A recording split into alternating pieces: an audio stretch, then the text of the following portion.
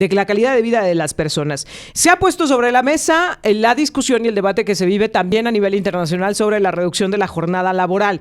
Hay argumentos a favor y en contra. Quienes defienden la reducción aseguran que esto mejoraría la calidad de vida de las personas, que generaría incluso una reconstrucción del tejido social que se ha visto tan debilitado a raíz de que pues ambos padres han tenido que salir a trabajar, no hay quien esté pendiente de los hijos, hay un distanciamiento, etcétera. La reducción de jornada laboral se apuesta porque pueda generar una mayor integración social, que pueda dar tiempo de descanso a los colaboradores, que pueda generar pues una mayor armonía entre la vida personal y la vida laboral. Sin embargo, aunque esto suena muy bien en el papel, ¿qué implicaciones tiene para las empresas? Pues que muchas de ellas no estarían en posibilidades de generar la cobertura de 2 turnos donde actualmente solo existe uno.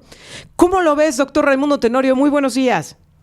Muy buenos días, mi querida Erika. Como siempre, un gusto saludarles a ustedes y a todos mis amigos potosinos. Doctor, para no caer en el análisis simplón sobre este tema de la reducción de la jornada laboral, ¿qué factores hay que tener en consideración? Bueno, primero, para poner desde luego en contexto, recuérdese que a nivel de la Constitución Política de los Estados Unidos Mexicanos, el artículo 123 se refiere al trabajo en México, es decir, a las condiciones en las cuales los trabajadores y trabajadoras en México deben de prestar sus servicios. De ello deriva lo que conocemos como la Ley Federal del Trabajo.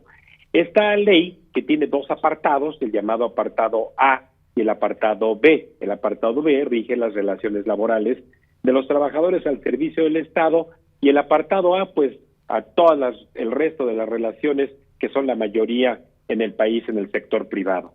Está ahí legalmente establecido que la jornada laboral máxima de horas por semana es de 48 horas. Eso es lo actual. Esa jornada laboral actual de 48 horas, una cantidad muy grande de mexicanos la trabaja de lunes a sábado. Hay desde luego quien trabaja a lo mejor de lunes a domingo o trabaja etcétera. Son condiciones reales en el mercado laboral. Yo sé que entre quienes me están escuchando hay, por ejemplo, quien trabaja para un banco como cajero bancario, o hay quien trabaja para el gobierno y no trabaja formalmente 6 días a la semana con una jornada diaria máxima de 8 horas, sino trabaja su semana de 40 horas. Por ejemplo, alguien que está un cajero o un gerente en un banco, etcétera, bueno, pues trabaja 5 días a la semana, 8 horas, debería ser la jornada máxima, aunque sabemos que trabajan más horas estos mexicanos. Habemos más, por ejemplo, quienes trabajamos en la academia, pues trabajamos de lunes a viernes también, esa jornada reducida a 40 horas, pero son jornadas establecidas en los contratos individuales de trabajo. Sin embargo, hoy la realidad en México es que una cantidad aproximada de 20 a 22 millones de trabajadores desarrollan la jornada de 48 horas. Trabajan, repito, de lunes a sábado, o bien, repito, en cualquier otra jornada, pero son 6 días de 8 horas por día. ¿Esto qué quiere decir? Que ahora la propuesta que se quiere hacer para modificar la Ley Federal de Trabajo y desde luego el artículo 123 es de reducir la jornada laboral a 40 horas por semana. Entonces, esto en la práctica, ¿en qué se traduce? En que, por ejemplo, vea usted nada más la tabla que por cierto discutimos hace tiempo de salarios mínimos, es decir, de oficios y profesiones en México, y está ahí un oficial de albañilería, un operador en una estación de gasolina, un ebanista, un operador de un bulldozer, un mesero, etcétera. Ahí están 61 oficios y ocupaciones que tienen una jornada laboral de 48 horas, 6 días a la semana. Entonces, estos trabajadores que perciben su salario mínimo diario, están haciéndolo con el patrón bajo las condiciones obviamente legales. ¿Qué ocurre si se modifica la jornada laboral a 40 horas? Que esos casi 20 a 22 millones de trabajadores, bueno, pues el patrón no va a tener otra cosa con una nueva jornada reducida de pagarles menos. Si yo te estoy pagando ahorita, de acuerdo, 250 pesos por día, por 6 días a la semana, ahí está tu salario, tengo que pagarte también el día de descanso. Recuérdese que también la Ley Federal del Trabajo incluye pagar el día de descanso, que en este caso, por ejemplo, sería el domingo. Entonces te pago también el día de descanso. Como la jornada se va a reducir a 40 horas, vas a trabajar menos. Y ahora resulta ser que te tengo que pagar 2 días de descanso. Entonces, para mí, patrón, vas a venir a trabajar 5 días a la semana, tu jornada completa de 8 horas, ¿de acuerdo? Pero por esos 5 días te voy a tener que pagar menos, porque imagínate, de 7 días que te vengo pagando a la semana con tu día de descanso incluido, ahora vas a trabajar menos, tengo que reducirte el salario, o sea, porque de otra forma yo incremento el costo laboral y entonces sí, yo como empresa, pues me veo en problemas, sobre todo las microempresas. Por eso mencioné esos trabajadores que están laborando 6 días a la semana.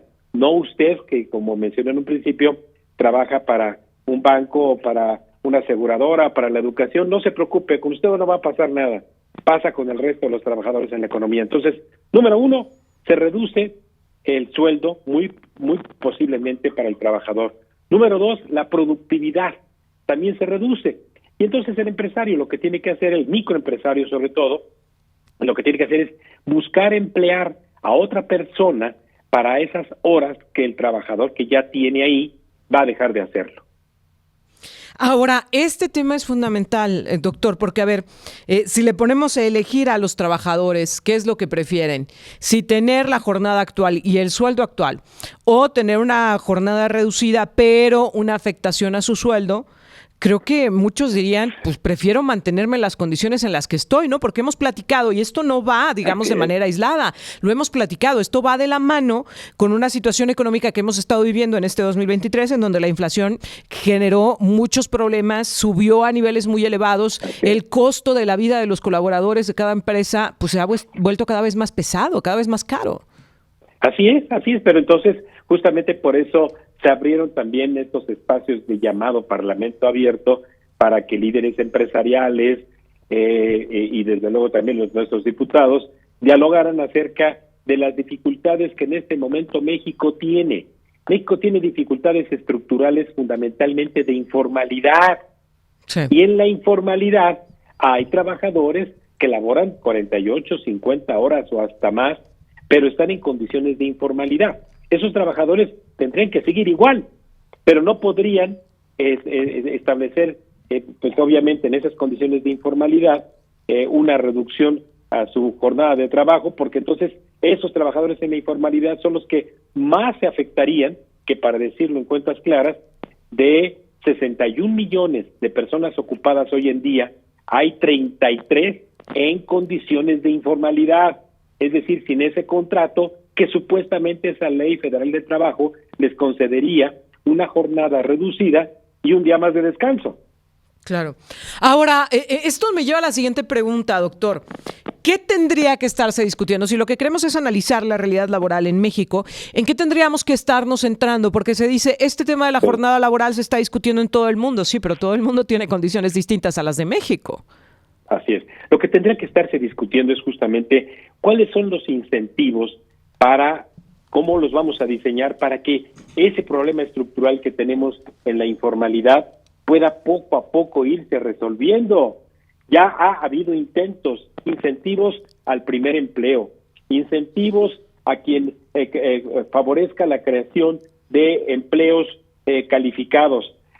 Sí ha habido intentos de ello, pero llegan sexenios y un gobierno entrante cree que no ha sido la mejor forma de poderlo resolver y entra con una nueva fórmula, propone a la Cámara de Diputados, la Cámara de Diputados no hace mucho, entonces traemos un círculo vicioso en donde el rediseño del mercado laboral en México tiene que apuntar a abatir la informalidad, y la única forma de abatir la informalidad no es con inspecciones de la Secretaría del Trabajo, con inspectores del IMSS, con inspectores del Infonavit, no, es sentarse también a nivel de las representaciones de los microempresarios. Los microempresarios son los que más tienen ocupados en condiciones de informalidad. Esos negocios que usted ve, zapaterías, pequeños restaurantes, fondas, loncherías, estéticas, es donde más prevalece la informalidad. Entonces, tiene que acercarse un modelo de reestructuración de esa informalidad para que el trabajador, no antes de tener una jornada laboral reducida, tenga acceso a las prestaciones que llamamos de ley, el acceso a un fondo para una vivienda digna, el acceso a un fondo para el ahorro y el acceso sobre todo a los servicios de salud institucional. Condiciones que le den certeza de vida, ¿no? Garantías antes de cualquier otra cosa. Doctor, como siempre te agradezco mucho que nos permitas platicar contigo y finalmente, pues ha habido por lo menos sobre la mesa la intención de generar estos ejercicios de parlamento abierto, pero te lo pregunto de manera muy realista. ¿Crees que realmente la decisión que se tome en el legislativo esté basada en esta clase de ejercicios?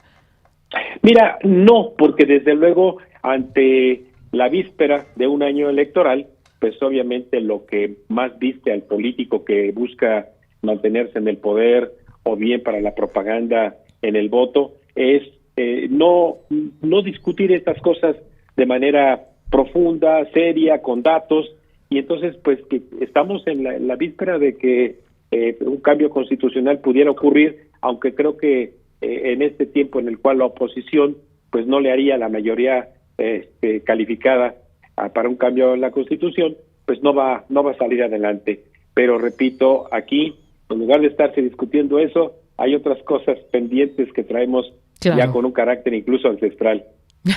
Doctor, te agradezco como siempre. Muy buenos días. Porque muy buenos días y hasta la próxima. El doctor Raimundo Tenorio platicando con nosotros. Altavox.